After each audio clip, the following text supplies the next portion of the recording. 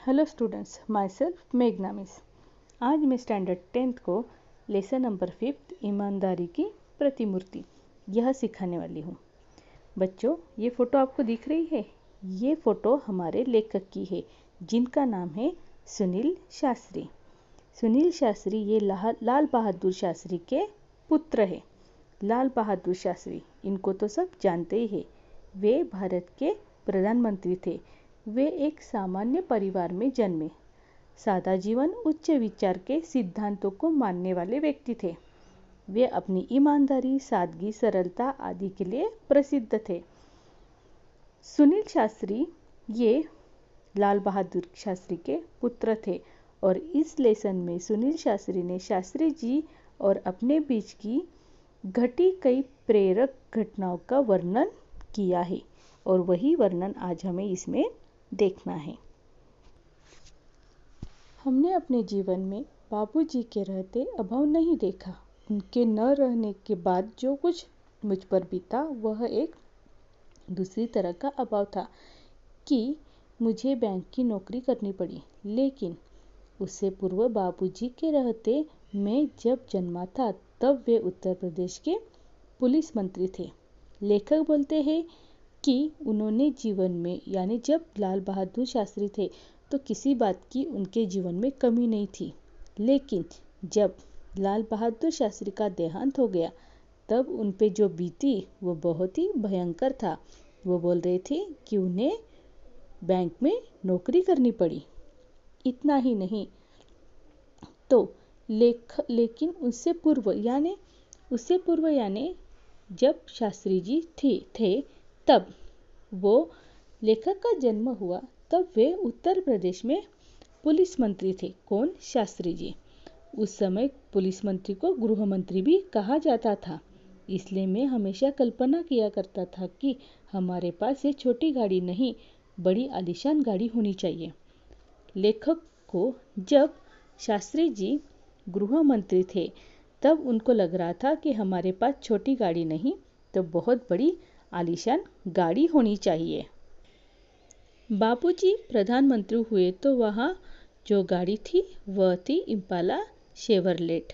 यानी शास्त्री जी जब मंत्री हुए तब उनके यहाँ पे यानी ऑफिस में जो गाड़ी थी उसका नाम था इम्पाला शेवरलेट। उसे देख देख बड़ा जी करता कि मौका मिले और उसे चलाओ। लेखक को ऐसा लग रहा था कि ये गाड़ी कब मेरे हाथ आए और इसे मैं कब चलाओ। प्रधानमंत्री का लड़का था, कोई मामूली बात नहीं थी। बोलते ना, थोड़ा सा घमंड आ जाता है कि मैं प्रधानमंत्री का लड़का हूँ। वैसे ही लेखक को भी थोड़ा सा एहसास हुआ, मामूली बात नहीं हूँ, प्रधानमंत्री का लड़का हूँ। सोचते विचारते कल्पना की उड़ान भरते एक दिन मौका मिल गया। यानी उन्होंने सोचा, विचार किया और एक दिन मौका मिल गया। धीरे धीरे हिम्मत भी खुल गई थी। ऑर्डर्स देने की हमने बापूजी के निजी सचिव से कहा। यानी उन्होंने ऑर्डर दी बापूजी के निजी सचिव को, सहाय साहब जरा ड्राइवर से कहिए इम्पाला लेकर रेसिडेंट की तरफ आ जाए। उन्होंने जो शास्त्री जी के अंडर काम करने वाले जो थे उनको बोला कि इम्पाला लेकर रेसिडेंट की तरफ आ जाए। गाड़ी आ गई थी। आगे 2 मिनट में गाड़ी आकर दरवाजे पर लग गई। अनिल भैया ने कहा, मैं तो इसे चलाऊंगा नहीं, तुम ही चलाओ। अनिल भैया जो उनके छोटे भाई थे वो बोले कि मैं नहीं चलाऊंगा, तुम्हें चलानी है तो तुम्हें चलाओ। मैं आगे बढ़ा, ड्राइवर से चाबी मांगी, बोला तुम बैठो, आराम करो, हम लोग वापस आते हैं अभी। यानी गाड़ी दरवाजे की यहाँ पे लग गई और फिर सुनील शास्त्री ने बोला कि ड्राइवर को कि आप आराम करो, हम अब भी आते हैं। गाड़ी ले हम चल पड़े। क्या शान की सवारी थी। याद कर बदन में झुरझुरी आने लगी है। जिसके यहाँ खाना था वहाँ पहुँचा। बातचीत में समय का ध्यान नहीं रहा। देर हो गई। क्या हो गया था, उन्होंने गाड़ी लेकर जिनके यहाँ पे खाना खाने के लिए जा रहे थे वहाँ पे गए। बातचीत हुई। बातचीत करते करते देर इतनी हो गई कि उनको समय का पता ही नहीं चला। वापस घर आ फाटक से पहले ही गाड़ी रोक दी, यानी फाटक यानी गेट के बाहर ही गाड़ी रोक दी। उतर कर गेट तक आया। संतरी को हिदायत दी, यह सैल्यूट वैल्यूट नहीं, बस धीरे से गेट खोल दो। यानी जो गेट वॉचमैन था उसको बोला कि सैल्यूट मत कर, फटाक से क्या है गेट खोल। वह आवाज़ करे तो उसे बंद मत कर, खुला छोड़ दे। किसको? गेट को। गेट अगर आवाज़ करता है तो उसे बंद मत कर, खुला ही छोड़ दे। बाबूजी का डर, वह खटखट सैल्यूट मारेगा तो आवाज़ होगी और फिर गेट की आवाज़ से बाबूजी को हम लोग के लौटने का अंदाज हो जाएगा। ऐसे पता चला। यानी उन्होंने क्या किया था, गाड़ी तो लेके आए, गेट वॉचमैन को बोला कि धीरे से गेट खोल ताकि आवाज़ नहीं होनी चाहिए, और तू सैल्यूट भी मत कर, नहीं तो तेरी जूतों की भी आवाज़ होगी और बाबूजी को पता चल जाएगा कि हम आ गए हैं। वे बेकार में ही पूछताछ करेंगे। अभी बात ताज़ा है, सुबह तक बात में पानी पड़ चुका होगा। संतरी से जैसा कहा गया उसे उसने किया।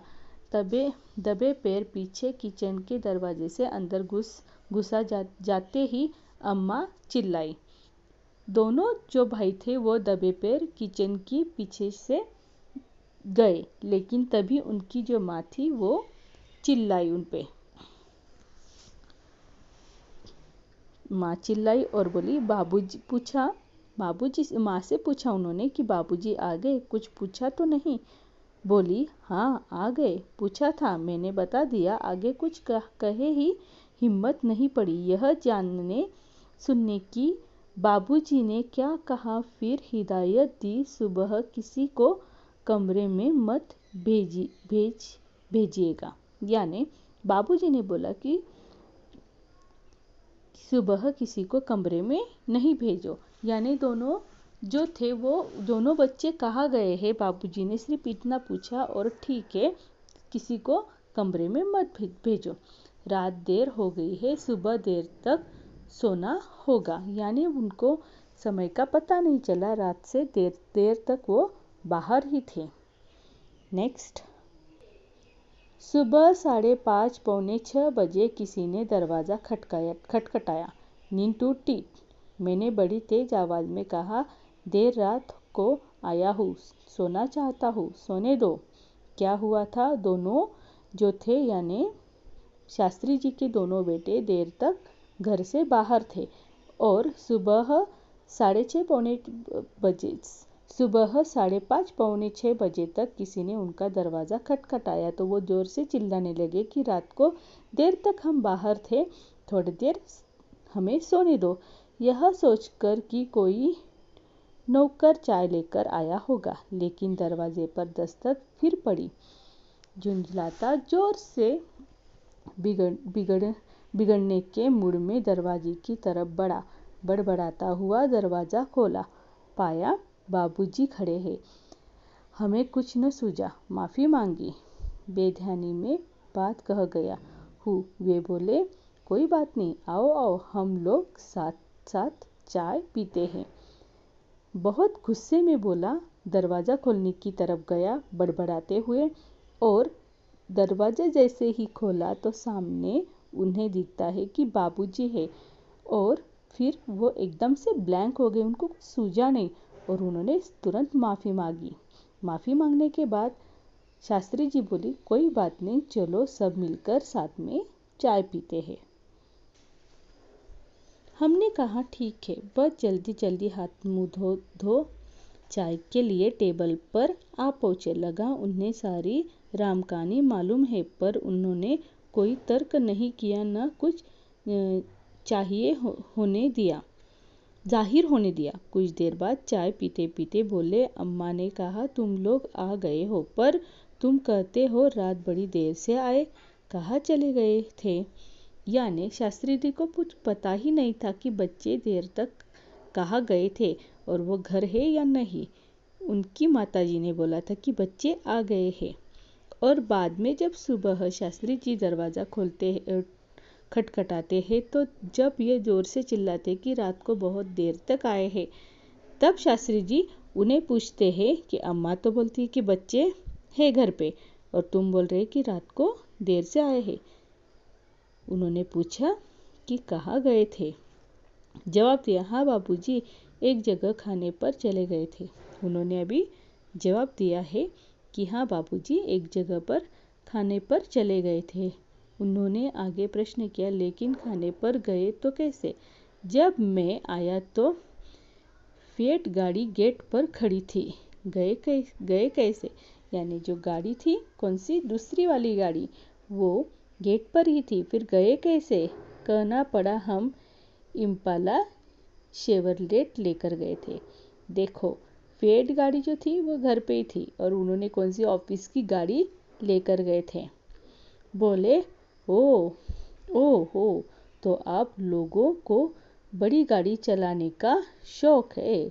यानी अभी शास्त्री जी बोली कि आपको भी बड़ी गाड़ी चलाने का शौक चढ़ गया है। बाबूजी खुद इम्पाला का प्रयोग न के बराबर करते थे और वह किसी स्टेट गेट के आगे पर ही निकली थी।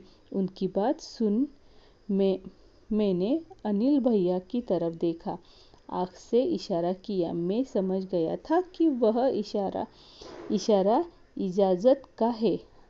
अब हम उसका आए दिन प्रयोग कर सकेंगे। यानी क्या हो गया था कि शास्त्री जो थे वो गाड़ी ज़्यादातर चलाते नहीं थे और अभी कौन सी गाड़ी? इम्पाला शेवरलेट, वो गाड़ी चलाते नहीं थे, ज़्यादा करके उसका इस्तेमाल बहुत कम करते थे।